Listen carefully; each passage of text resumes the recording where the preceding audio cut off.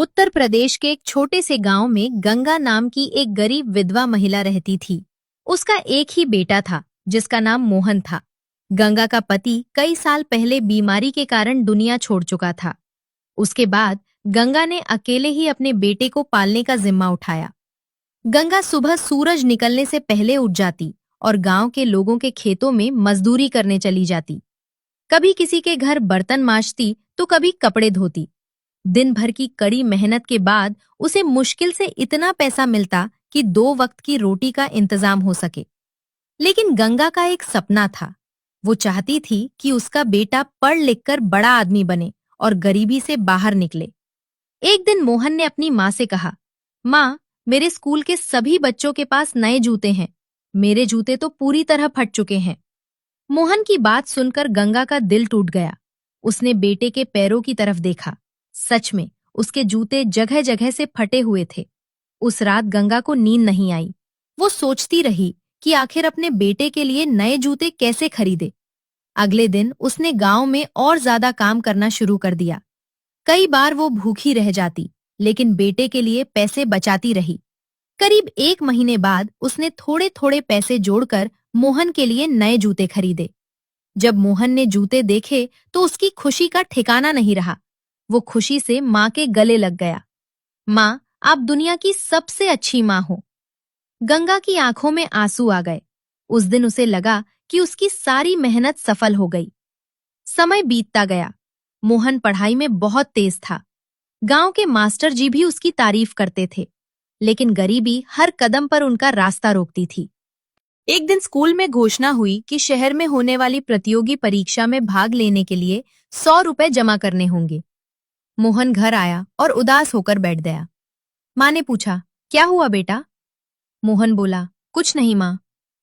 लेकिन माँ तो माँ होती है। उसने प्यार से सिर सहलाया। तब मोहन ने सारी बात बता दी। गंगा के पास उस समय केवल 20 रुपए थे। लेकिन उसने बेटे से कहा, तू चिंता मत कर, कल पैसे मिल जाएंगे। रात को गंगा ने अपनी शादी की आखिरी निशानी, एक पुरानी चांदी की पायल निकाली।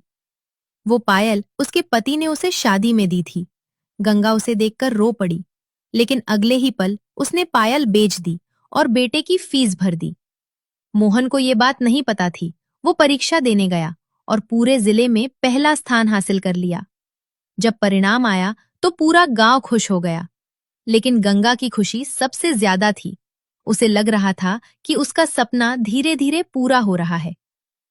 कुछ साल बाद मोहन 12वीं कक्षा में पहुंच गया। उसका सपना था इंजीनियर बनने का। लेकिन कॉलेज की फीस बहुत ज्यादा थी।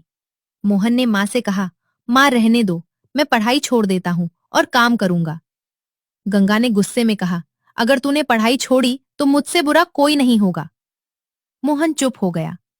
माँ ने अपनी छोटी सी झोपड़ी के पास की जमीन भी बेच दी। लोग उसे पागल कहने लगे। लेकिन गंगा सिर्फ मुस्कुरा देती। वो कहती, जमीन फिर आ जाएगी, लेकिन बेटे का भविष्य वापस नहीं आएगा। मोहन शहर चला गया। वहां उसने दिन रात मेहनत की। वो पढ़ाई भी करता और शाम को पार्ट टाइम काम भी करता। हर महीने माँ को फोन करता। माँ हमेशा यही कहती, बेटा बस मेहनत करता रहे। एक दिन अचानक गंगा बीमार पड़ गई। गांव के डॉक्टर ने कहा कि इलाज जल्दी करवाना जरूरी है। लेकिन गंगा ने मोहन को कुछ नहीं बताया। वो नहीं चाहती थी कि बेटे की पढ़ाई में बाधा आए। धीरे धीरे उसकी हालत बिगड़ने लगी। फिर भी वो बेटे से फोन पर हंसकर बात करती। उधर मोहन अपनी पढ़ाई में जुटा रहा। कुछ महीनों बाद उसे एक बड़ी कंपनी में नौकरी मिल गई। पहली ही नौकरी में उसे बहुत अच्छी तनख्वाह मिलने लगी। उसने सबसे पहले अपनी माँ को फोन किया, माँ, आपका बेटा इंजीनियर बन गया। फोन की दूसरी तरफ कुछ पल की खामोशी रही। फिर गंगा की रोती हुई आवाज आई, मुझे पता था बेटा, तू जरूर सफल होगा। मोहन बोला, माँ, अब मैं आपको अपने साथ शहर ले जाऊंगा। गंगा मुस्कुराई, हाँ बेटा, लेकिन उसकी आवाज बहुत कमजोर थी। मोहन अगले ही दिन गांव पहुंच गया। जब वो घर पहुंचा तो उसने देखा कि उसकी माँ खाट पर लेटी हुई थी। वो बहुत कमजोर हो चुकी थी। मोहन की आंखों से आंसू बहने लगे। माँ, आपने मुझे बताया क्यों नहीं? गंगा ने बेटे का हाथ पकड़ा। अगर बता देती तो तू पढ़ाई छोड़कर आ जाता। मोहन फूट फूट कर रोने लगा। कुछ दिन बाद गंगा को शहर के बड़े अस्पताल में भर्ती कराया गया। मोहन ने अपनी पूरी कमाई इलाज में लगा दी, लेकिन शायद भगवान को कुछ और ही मंजूर था। एक रात गंगा ने बेटे को अपने पास बुलाया। उसने कहा, बेटा, आज मैं बहुत खुश हूं।